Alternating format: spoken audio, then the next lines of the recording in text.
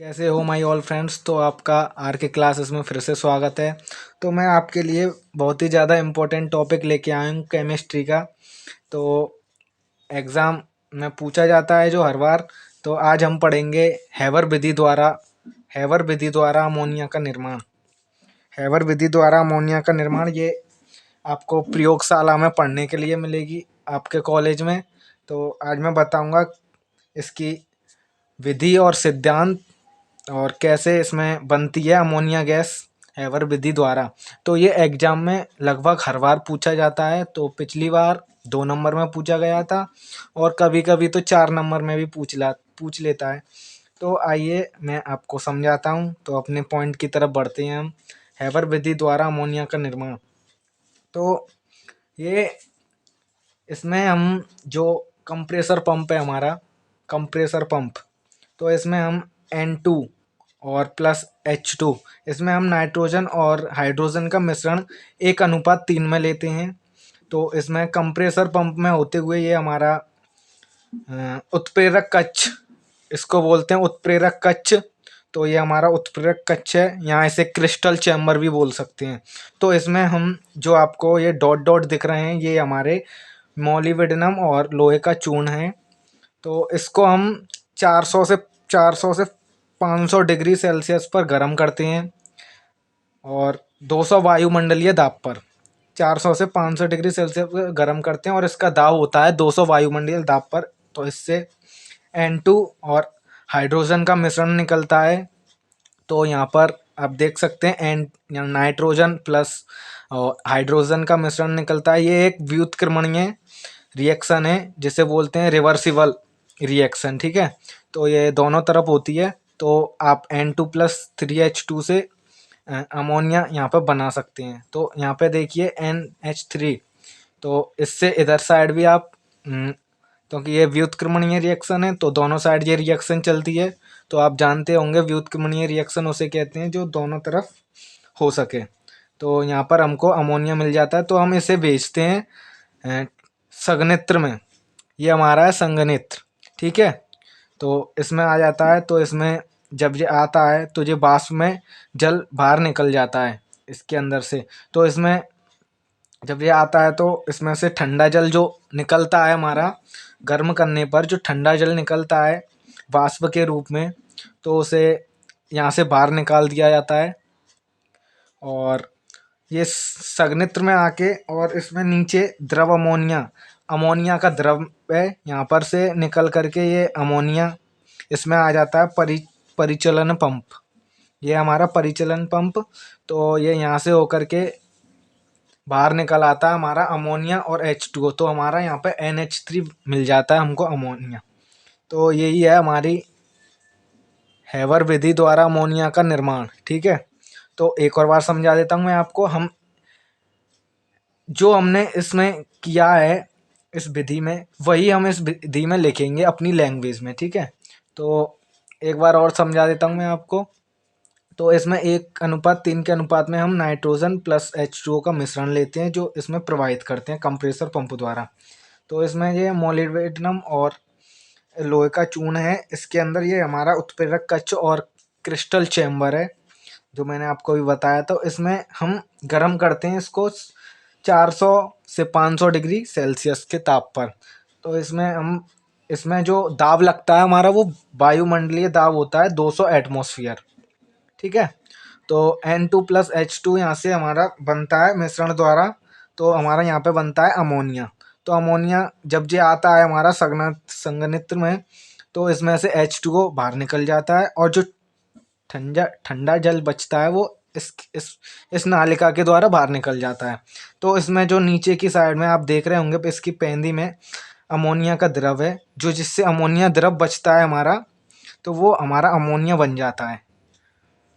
ठीक है, अमोनिया यहाँ पे आकर के परिचलन पंप में इसका और शुद्धिकरण होता है जिसके कारण हमारा एकदम प्योर तरीके से अमोनिया बाहर आ जाता है। तो आइए हम इसका सिद्धांत देखते हैं।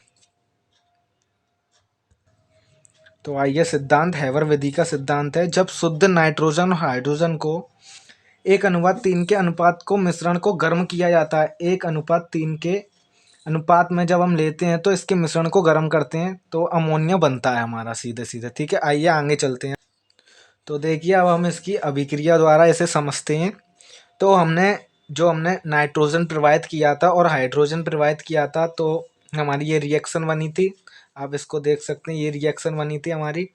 तो इसमें हम नाइट्रोजन प्लस हाइड्रोजन प्रवाहित करते हैं तो ये एक व्युत्क्रमणीय रिएक्शन है, मैंने जैसे कि आपको पीछे बताया था। तो यहाँ पर हमारा पूरे पूरे तरीके से अमोनिया बन जाता है, अमोनिया। तो जब इसको हम संतुलित करते हैं रिएक्शन को, तो यहाँ पे 3H 3 हाइड्रोजन है।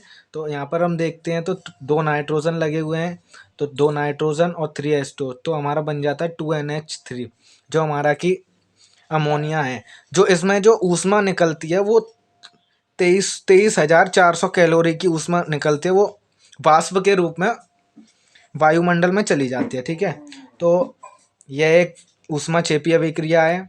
ठीक है, ऊष्मा क्षेपीय अभिक्रिया, और क्रिया के बाद इसके आयतन में कमी होने लगती है। ठीक है, कमी होने लगती है, एकदम से कमी नहीं होती, धीरे धीरे कमी होती है। इसलिए हम कह सकते हैं कि आपने ली-सातलिए का नियम क्लास 11th में पढ़ा होगा फिजिक्स में।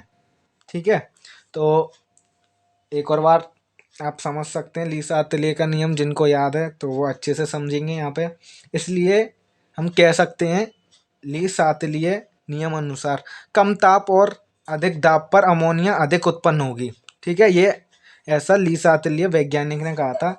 इसलिए एक और बार रिवाइज करता हूँ मैं। इसलिए ली-सातलिए नियम अनुसार कम ताप और अधिक दाब पर अमोनिया अधिक उत्पन्न होगी। तो आइए, कम ताप पर अभिक्रिया का वेग बढ़ने के लिए एक उत्प्रेरक का प्रयोग किया जाता है। उत्प्रेरक हमारा यहाँ पे एक लोहे का चूर्ण है, जिसे मेलिविडिनम भी कहते हैं। ठीक है, लोहे का चूर्ण का उपयोग किया था हमने, जैसा कि मैंने पीछे बताया था। ठीक है, इसमें ताप हम निर्धारित होता है हमारा ताप 400 से 500 डिग्री सेल्सियस, और इसमें दाब मैंने आपको पीछे बताया था 200 वायुमंडलीय दाब पर। ठीक है, तो आगे देखिए, इस अभिक्रिया में लोहे का बारीक चूर्ण, जिसे हम उत्प्रेरक कहते हैं, ठीक है, तथा उत्प्रेरक वर्धक को सूक्ष्म मात्रा प्रयोग उत्प्रेरक वर्धक की सूक्ष्म मात्रा प्रयोग होती है। इसमें गैसीय मिश्रण शुद्ध होना चाहिए। इसमें गैसीय मिश्रण इसलिए शुद्ध होना चाहिए ताकि हमको अमोनिया में कोई भी अशुद्धि ना मिले। ठीक है, अशुद्धि मिलेगी तो वो अमोनिया गैस तो नहीं बन पाएगी, इसलिए हमको गैसीय मिश्रण शुद्ध होना चाहिए। ठीक है, तो आइए अब इसकी विधि देखते हैं। विधि विधि में मैंने जैसे आपको बताया था, शुद्ध हम N2 नाइट्रोजन और हाइड्रोजन लेते हैं 1:3 में मिलाकर 200 वायुमंडलीय दाब पर आयरन तथा मोलिब्डेनम के मिश्रण की उपस्थिति में 500 डिग्री सेल्सियस पर गर्म करते हैं। इसमें 10 से 15% अमोनिया बनती है। ठीक है, 10 से जब हम उत्प्रेरक कक्ष में पहुंचते हैं तब तक हमारी ओनली 15% अमोनिया बनती है। ठीक है, तो एक और बार समझ लेते हैं इसे। शुद्ध हमने नाइट्रोजन लिया एक अनुपात में, और हाइड्रोजन लिया 3 के अनुपात में, जो मिलाकर उसके मिश्रण को हमने प्रवाहित कर दिया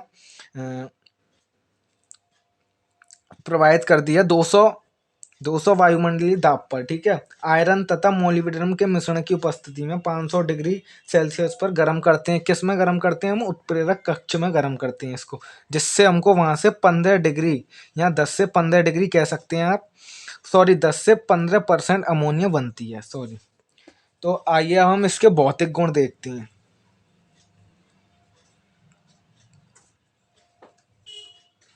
तो अब हम देखते हैं इसके भौतिक गुण। तो हमने अभी इसकी विधि समझी थी, अब भौतिक गुण। तो इसका यह तीव्र गंध वाली रंगीन गैस है। ये तीव्र गंध वाली रंगीन गैस होती है, और इसे सूंघने पर आंखों में आंसू आ जाते हैं। ठीक है, और ये जल में घुलनशील होती है या विलय होती है। जल में घुलनशील है या विलय है। और इसका क्वथनांक -33.5 डिग्री सेल्सियस, और हिमांक होता है इसका फ्रीजिंग पॉइंट जिसको बोलते हैं -78 डिग्री सेल्सियस, और क्वथनांक बॉइलिंग पॉइंट -33.5 डिग्री सेल्सियस। अगर आपको अमोनिया गैस सूंघनी है या महसूस करनी है तो आप अपने कॉलेज के बाथरूम में जाइए, वहाँ पे अगर कोई सरकारी स्कूल में पढ़ते हो तो आपका बाथरूम बहुत ही गंदा हो रहा होगा, तो वहाँ पे अच्छे से आप अमोनिया गैस को सूंघ सकते हैं, ठीक है।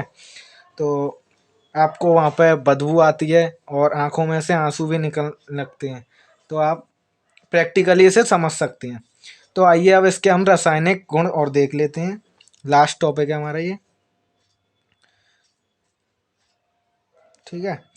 तो रासायनिक गुण है इसका क्षारीय गुण, ठीक है। तो